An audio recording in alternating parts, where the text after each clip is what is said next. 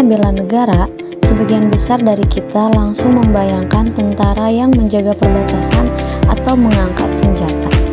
Padahal, di era modern ini, bela negara memiliki makna yang jauh lebih luas.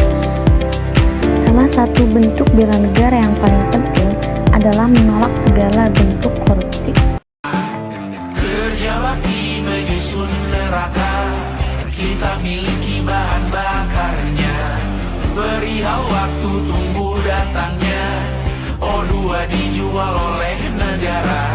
Oh terima kasih kan usahanya. Dalam pembahasan ini, kita akan memahami apa yang dimaksud dengan korupsi, apa itu bela negara, mengapa sikap anti korupsi merupakan bentuk bela negara, dampak korupsi bagi bangsa, nilai-nilai anti korupsi, dan cara menerapkan perilaku anti korupsi dalam kehidupan sehari-hari. Korupsi adalah tindakan menyalahgunakan jabatan, kekuasaan, atau kepercayaan untuk memperoleh keuntungan pribadi, kelompok, maupun golongan dengan cara yang melanggar hukum dan merugikan masyarakat.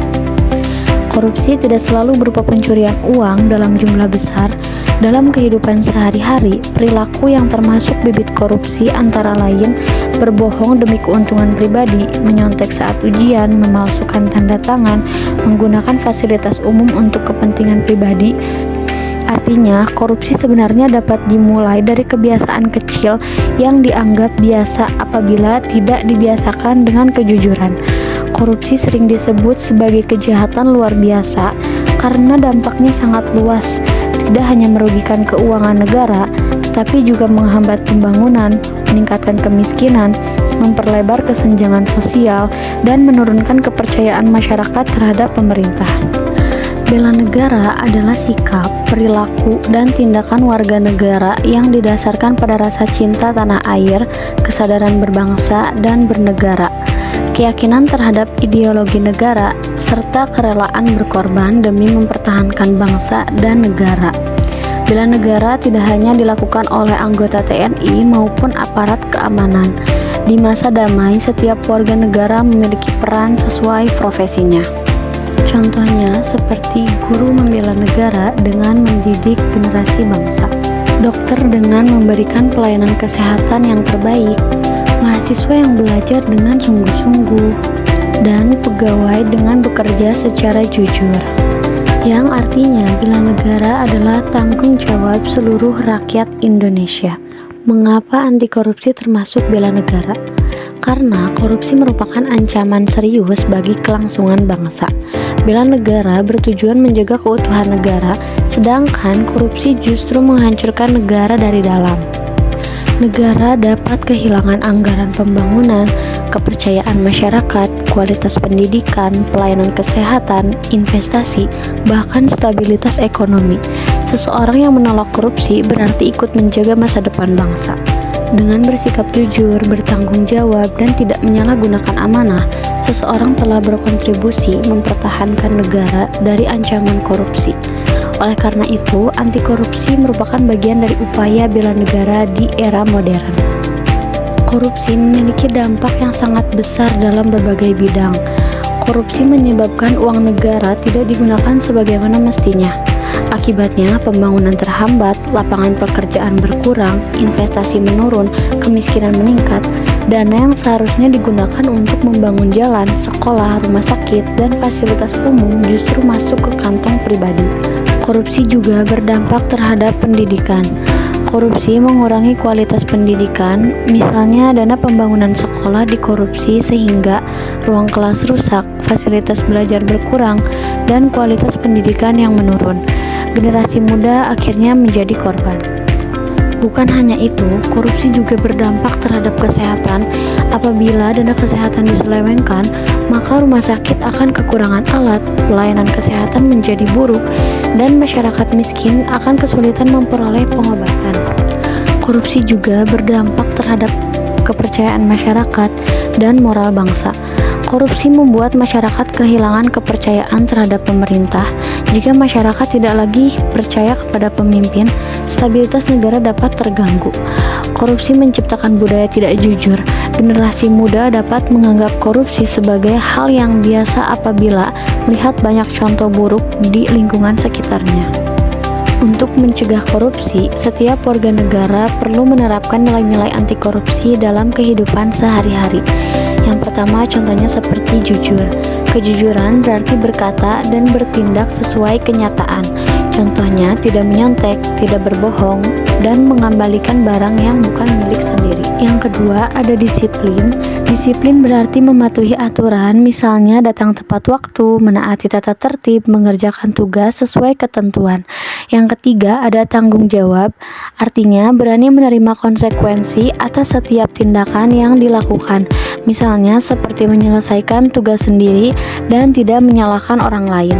Yang keempat, ada peduli, artinya memiliki kepedulian terhadap lingkungan dan masyarakat. Seseorang yang peduli tidak akan membiarkan tindakan korupsi merugikan banyak orang.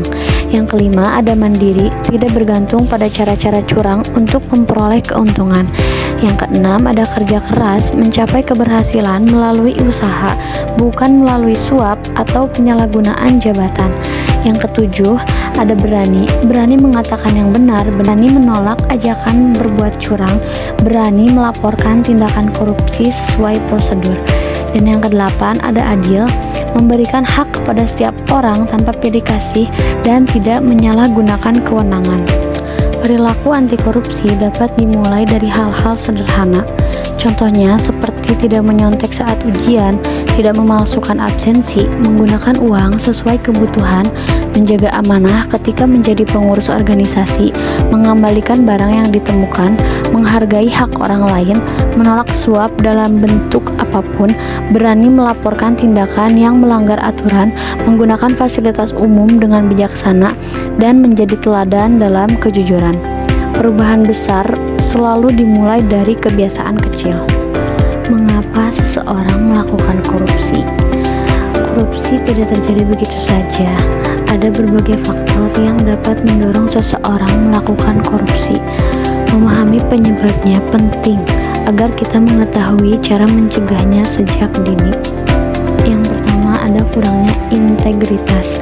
Penyebab utama korupsi adalah rendahnya integritas. Integritas berarti keseleraan antara nilai, perkataan, dan tindakan. Orang yang memiliki integritas akan tetap berbuat jujur meskipun tidak diawasi. Sebaliknya, seseorang yang tidak memiliki integritas cenderung memanfaatkan kesempatan untuk memperoleh keuntungan pribadi, meskipun tindakannya melanggar hukum dan merugikan banyak orang. Contohnya, seorang pegawai yang dipercayai mengelola anggaran, tetapi justru menyalahgunakan karena merasa tidak akan ketahuan. Yang kedua, ada gaya hidup yang berlebihan. Keinginan untuk hidup mewah seringkali mendorong seorang mencari penghasilan tambahan dengan cara yang tidak benar. Ketika gaya hidup lebih besar daripada kemampuan finansial, sebagian orang memilih jalan pintas, salah satunya melalui korupsi. Padahal kekayaan yang diperoleh dari korupsi tidak hanya melanggar hukum, tetapi juga menghilangkan hak masyarakat untuk memperoleh pelayanan yang layak. Yang ketiga, ada lemahnya pengawasan. Korupsi lebih mudah terjadi ketika sistem pengawasan tidak berjalan dengan baik. Jika tidak ada transparansi, akuntabilitas, atau pemeriksaan yang efektif, peluang penyalahgunaan wewenang akan semakin besar. Oleh karena itu, selain memiliki aparat penegak hukum yang kuat, negara juga memerlukan partisipasi masyarakat untuk mengawasi penggunaan anggaran dan jalannya pemerintah.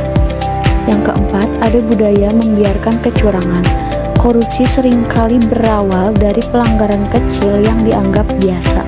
Misalnya mencontek saat ujian, memalsukan tanda tangan, atau menggunakan fasilitas milik orang lain tanpa izin.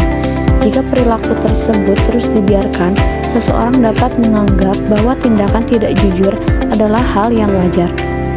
Karena itu, membangun budaya anti korupsi harus dimulai sejak dini melalui pembiasaan bersikap jujur, disiplin, dan bertanggung jawab. Pentingnya budaya integritas untuk mencegah korupsi, setiap orang harus membangun budaya integritas. Integritas berarti tetap melakukan hal yang benar meskipun tidak ada yang melihat atau mengawasi. Budaya integritas dapat diterapkan melalui kebiasaan sederhana seperti menepati janji, mengakui kesalahan, dan tidak mengambil hak orang lain. Jika setiap individu memiliki integritas yang kuat, maka peluang terjadinya korupsi akan semakin kecil. Dengan demikian, budaya integritas menjadi fondasi penting dalam mewujudkan pemerintahan yang bersih dan negara yang kuat. Terima kasih atas perhatian teman-teman. Semoga materi ini bermanfaat dan dapat memotivasi kita semua untuk menjadi generasi yang berintegritas serta berperan aktif dalam membangun Indonesia yang bebas dari korupsi. Wassalamualaikum warahmatullahi wabarakatuh.